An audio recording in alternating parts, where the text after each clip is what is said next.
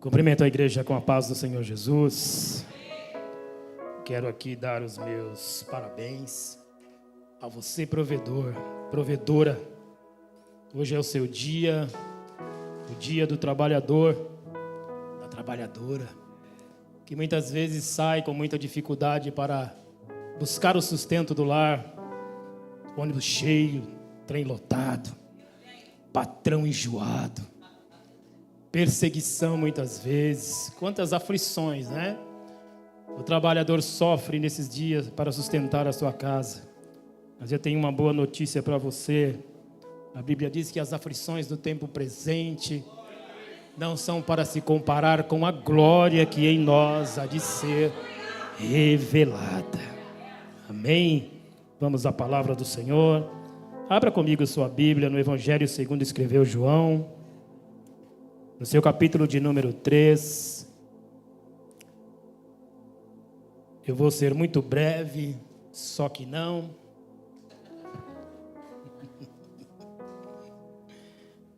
Capítulo 3 do Evangelho segundo escreveu João. Amém? Diz assim a palavra do Senhor. Isso aqui é o encontro de Jesus com Nicodemos. Havia um fariseu chamado Nicodemos, uma autoridade entre os judeus. Ele veio a Jesus à noite e disse: Mestre, sabemos que ensinas da parte de Deus, pois ninguém pode realizar os sinais milagrosos que está fazendo, se Deus não estiver com ele.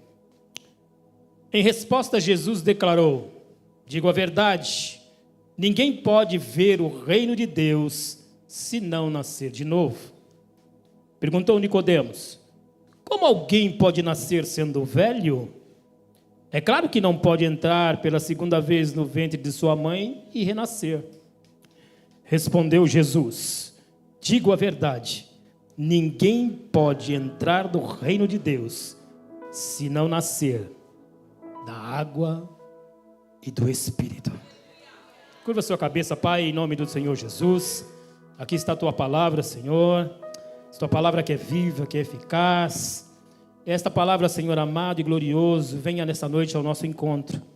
E que o Espírito Santo, Senhor amado, faça agir através de nós, Pai, nos curando. Que essa palavra abra os nossos olhos, Pai querido. Que esta palavra, Senhor amado, traga sobre nós a cura que necessitamos, Senhor. Pois esta palavra é do Senhor. E nós te pedimos, Pai amado, que ela vá e faça aquilo para qual ela for enviada em nome de Jesus. Amém. Quem era Nicodemos, né?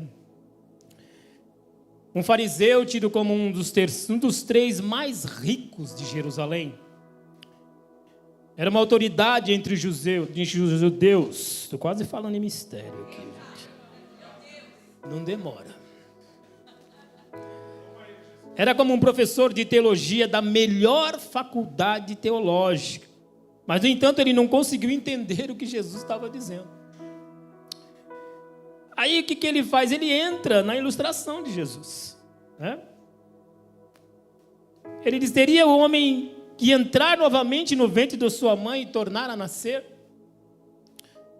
E diante dessa narrativa de Jesus e Nicodemos, fica a nós a seguinte pergunta, né? O que é o novo nascimento? Uma vez que este é, como Jesus está dizendo, o requisito para você ver e entrar no reino. Note que Jesus disse essas duas palavras para Nicodemos. Aquele que não nascer de novo, primeiro não pode ver. E aquele que não nascer da água do Espírito não pode entrar. Que difícil, né? É uma resposta simples, né? Que Jesus deu, para que nós possamos entender o que é nascer de novo. Nascer de novo é deixar para trás a sua bagagem, todos os seus conceitos, tudo que você pensa sobre a vida e recomeçar a partir de uma revelação de quem é Jesus. Mas nascer de novo também é você aceitar entrar no novo processo e rever tudo o que você já sabia. suas vontades, seus preconceitos, suas certezas. Então, nascer de novo nada mais é do que recomeçar. E esse recomeço exige um processo, e muitas vezes um processo até que doloroso. Jesus disse a seguinte frase: aquele que não nascer de novo não pode ver. E depois ele disse: aquele que não nascer da água e do Espírito não pode entrar no reino. Isso nos dá a entender que, apesar do homem ter olhos, ele é cego. Cego espiritualmente. Ele é incapaz por si próprio de contemplar as coisas de Deus, as coisas espirituais. Veja só o que diz Paulo na carta aos Coríntios, segunda carta aos Coríntios, capítulo 4, versículo 4. O Deus desta era cegou o entendimento dos descrentes, para que não vejam a luz do evangelho da glória de Cristo, que é a imagem de Deus. Agora, se nós quisermos entender este processo de cegueira espiritual, nós vamos ter que voltar lá no princípio, lá em Gênesis. Gênesis capítulo 3, nós sabemos que Deus criou o homem do pó da terra e soprou nele o fôlego de vida. E o homem passou a ser alma vivente. E Deus planta um jardim no Éden, né, com todas as delícias, com tudo aquilo que o homem podia prover para a sua vida. E deu a ele toda a autoridade, mas também deu a ele uma ordem expressa de toda árvore de jardim você pode comer livremente, mas da árvore do conhecimento do bem e do mal, dela você não pode comer, porque no dia em que dela comer, você vai morrer. Mas a palavra de Deus diz também que nesse jardim surgiu uma tal de uma serpente astuta, né? Muito inteligente, que causou uma bagunça, uma confusão na mente da mulher. E com perguntas mudadas, mudando o conceito da palavra, ela conseguiu fazer com que a mulher comesse daquele fruto. E a mulher comeu. E se você ler com muito cuidado a palavra de Deus, você vai ver que com a mulher não aconteceu absolutamente nada. Mas a mulher pegou este fruto proibido e deu também a Adão. E a palavra de Deus diz que os olhos de ambos se abriram. Eram cegos? Não. Muito pelo contrário, Adão e Eva, eles tinham uma visão espiritual. Adão falava com o Senhor todos os dias, na viração do dia, o Senhor ia para conversar com Adão. Adão tinha toda a autoridade sobre aquele lugar, sobre aquele jardim. Era um ser espiritual, tendo uma experiência humana, extremamente perfeito. Mas quando ele come do fruto, os olhos dele se abrem. Os olhos carnais se abrem. E a primeira coisa que aquele casal vê é que eles estavam nus.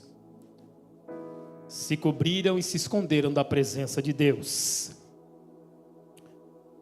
O homem, então, a partir daí, toda a descendência de Adão, nasce com esta cegueira, esta incapacidade de poder enxergar as coisas de Deus, de poder entender as coisas espirituais.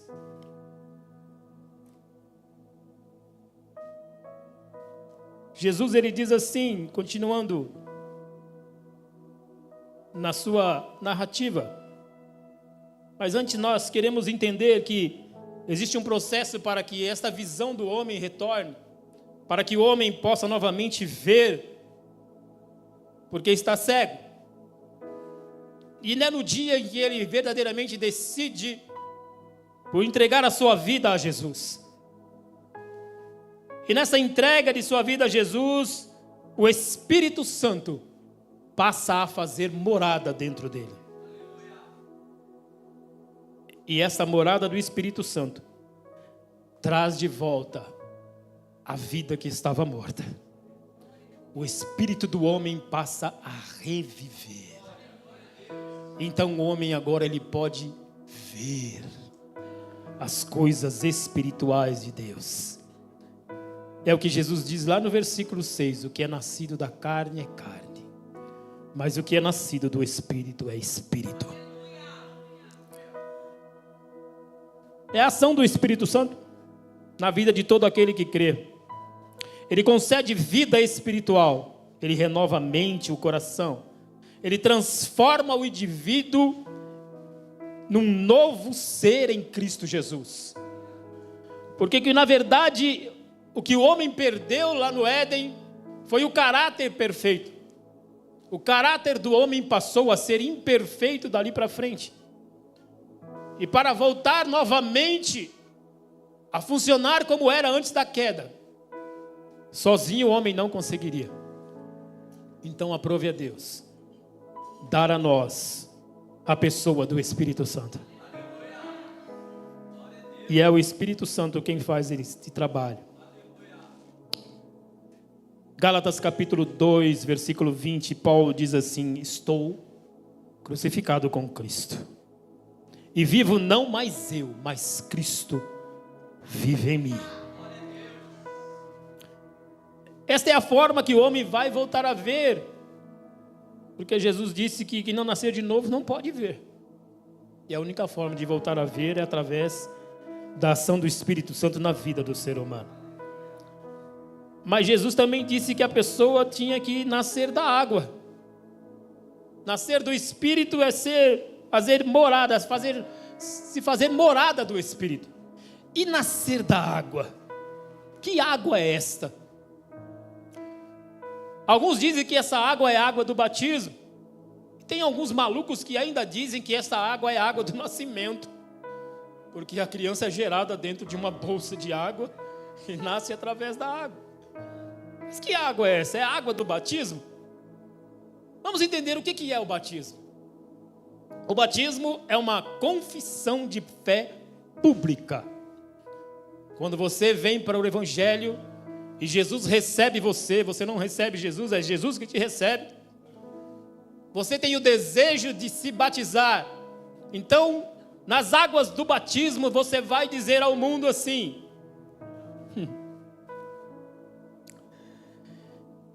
isso é uma representação, tá, gente? Quando o meu corpo é lançado na água e vai abaixo da margem, eu estou dizendo ao mundo, a Satanás e ao pecado: a partir de agora, eu estou me conformando com a morte de Cristo. Quando o meu corpo é levantado novamente, eu estou dizendo novamente para o mundo, Satanás e o pecado: eu estou ressuscitando com Cristo para uma nova vida. Esse é o batismo. O batismo por si próprio é incapaz de mudar o caráter do ser humano. Não tem poder para tratar o interior do homem. É apenas uma forma de que você está se confessando que a partir de agora você é uma nova criatura no Senhor. Mas ele não tem poder para te mudar. Então que água que é essa? A mudança interior só é possível através da palavra de Deus. Veja o que Jesus diz em João capítulo 15, versículo de 1 a 4. Eu sou a videira verdadeira e o meu Pai é o agricultor. Todo ramo que estando em mim não dá fruto, ele poda para que dê mais fruto. Vocês estão limpos pela palavra que eu tenho falado. Hebreus capítulo 4, versículo de número 12. Pois a palavra de Deus é viva e eficaz e mais afiada do que qualquer espada de 2 gumes. Ela penetra até o ponto de dividir alma e espírito, juntas e medulas, e julga os pensamentos e as intenções do coração. 2 Timóteo capítulo 3, versículo 16 e 17. Toda a escritura é inspirada por Deus e útil. Para quê? Para o ensino. repreensão, para a correção e para a instrução na justiça, para que o homem de Deus seja perfeito e perfeitamente instruído para toda boa obra. Efésios capítulo 5, versículo 25, vai um recado para você, marido. Vós, maridos, amai vossas mulheres, como também Cristo amou a igreja e a si mesmo se entregou por ela. Para quê? Para a santificar, purificando-a com a lavagem da água pela palavra, para apresentar a si mesmo igreja gloriosa, sem mácula, nem ruga, nem coisa semelhante, mas santa e irrepreensível. Portanto, o novo nascimento só é possível porque ele acontece de dentro para fora. E quem tem esse poder de limpar o homem de dentro para fora é o Espírito Santo, com a ação da palavra. Sem a palavra, isso seria quase que impossível.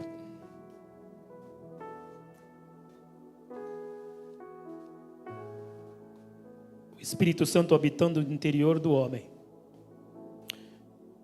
Através da palavra ele tem o poder de mudar o seu caráter imperfeito, causado por aquela ação do pecado lá do Éden. Portanto, o Espírito Santo e palavras andam de mãos dadas, andam juntos, na tarefa de regenerar o homem e o cristão, e levá-lo a uma vida de santidade. Porque sem santidade, diz a palavra, ninguém verá o Senhor. Por isso o apóstolo Paulo nos dá algumas exortações para nós que já cremos. Está em Efésios capítulo 5, versículo 18, ele diz assim: não se embriaguem com vinho, que leva à libertinagem, mas deixem-se encher pelo Espírito, falando entre si com salmos, hinos e cânticos espirituais, cantando e louvando de coração ao Senhor, dando graças constantemente a Deus Pai por todas as coisas, em nome do nosso Senhor Jesus Cristo. Aí vem a melhor parte, Romanos capítulo 1, capítulo 12, 1 e 2, você já deve estar cansado de ouvir essa palavra. Romanos capítulo 12, versículo 1 e 2, de novo. Portanto, eu rogo pelas misericórdias de Deus, que se ofereçam em sacrifício vivo, santo e agradável a Deus. Este é o culto racional de vocês. Não se amoldem ao padrão deste mundo, mas transformem-se pela renovação da sua mente, para que sejam capazes de experimentar e comprovar a boa, agradável e perfeita vontade de Deus. Sem uma mente regenerada, sem uma mudança de comportamento, sem um caráter perfeito, é impossível nascer de novo.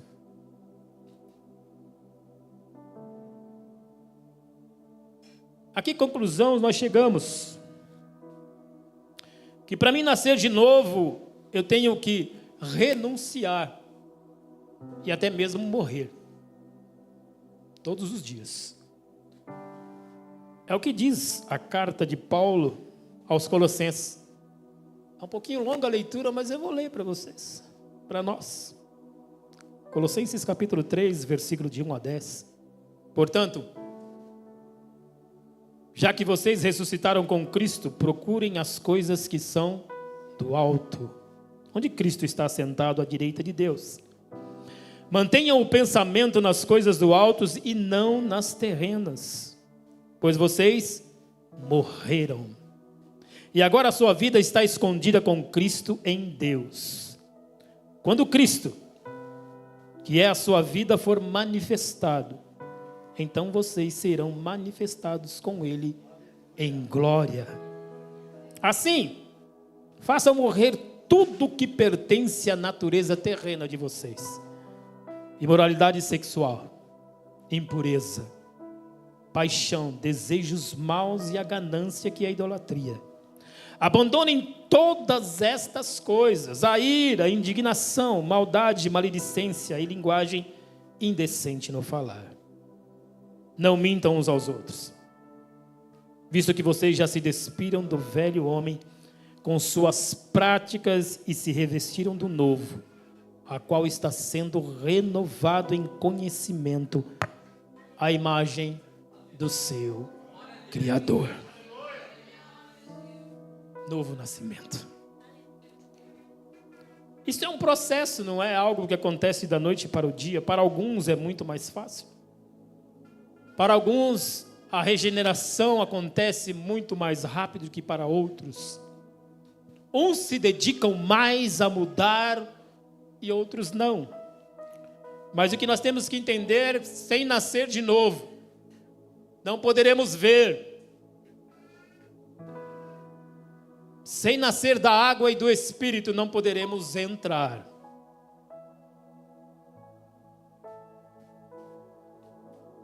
Nicodemos não entendeu absolutamente nada. Teve muita dificuldade com a mensagem de Jesus. Também as autoridades, os doutores da lei, os religiosos. Porque eles pensavam assim: como assim? Que isso? Vou ter que jogar tudo fora, os meus cursos, toda a minha justiça, tudo que eu faço certo, todos os meus rituais. Eu vou ter que ignorar toda a minha bagagem para recomeçar? Como assim? Não aceito. Isso na época de Jesus. Os homens rejeitaram essa mensagem de Jesus. E não é diferente nos dias atuais. Não é diferente. A mensagem da cruz continua sendo pregada de várias maneiras, de vários modos. Mas algumas pessoas da alta sociedade, pessoas que ocupam cargos elevados na política, alguns que têm a sua conta bancária abastada, não querem dar ouvidos a essa mensagem da cruz, a mensagem do Evangelho. E alguns até acreditam que, eu dou esmola, eu faço caridade, eu sou bom, eu não matei, eu não roubei, achando que isso vai dar algum crédito a ele na presença de Deus. Eu tenho uma notícia para você. A Bíblia diz: é necessário nascer de novo. E aí nós vemos as pessoas que são esquecidas pela sociedade, os moribundos, aqueles que nem o teto têm para morar, pessoas que estão presas em presídios por praticarem crimes, mulheres que estão aí se prostituindo, pessoas que estão envolvidas nas drogas, presos às drogas, e que muitas vezes dizem: não tem mais jeito, a minha vida não vai ter solução.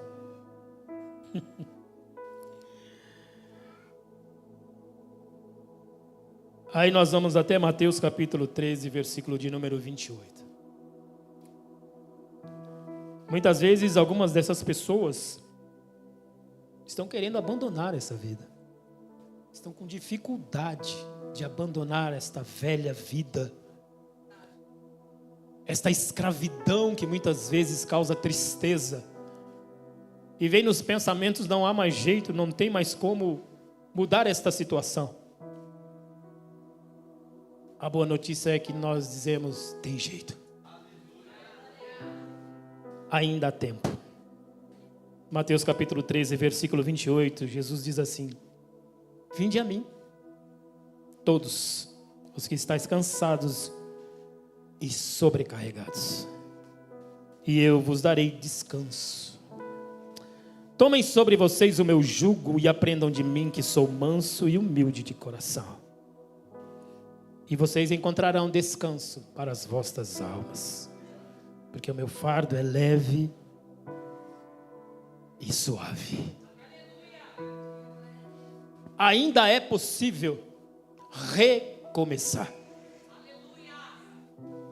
Ainda há uma oportunidade de começar de novo, de começar do zero, de abandonar tudo isso. e entregar a sua vida àquele que pode transformá-la, mudá-la, restaurá-la, fazer de você um cidadão do céu. Novo nascimento é recomeço. E muitas vezes um recomeço pode ser doloroso, porque o próprio Jesus disse que nós temos que levar todos os dias a nossa cruz. Também disse: quem quiser vir após mim, negue-se a si mesmo, tome a sua cruz e siga-me. Portanto, em Cristo é possível recomeçar. Portanto, em Cristo é possível nascer de novo. Entenda que a nossa jornada até o dia em que Jesus vier buscar a sua igreja é uma caminhada de perda. No mundo se perde para ganhar. Em Cristo você ganha para perder. Tem que perder. Perder as suas vontades. Perder o seu querer. Morrer verdadeiramente. Esta é uma simples reflexão que o Senhor me deu. E Ele me deu hoje. Quando o pastor Felipe mandou a mensagem antes, eu falei: Jesus, e agora? Que o Senhor nos ajude a nascer de novo cada dia. Mas eu já estou no Evangelho faz 20 anos. Eu já sou. Nasça de novo cada dia.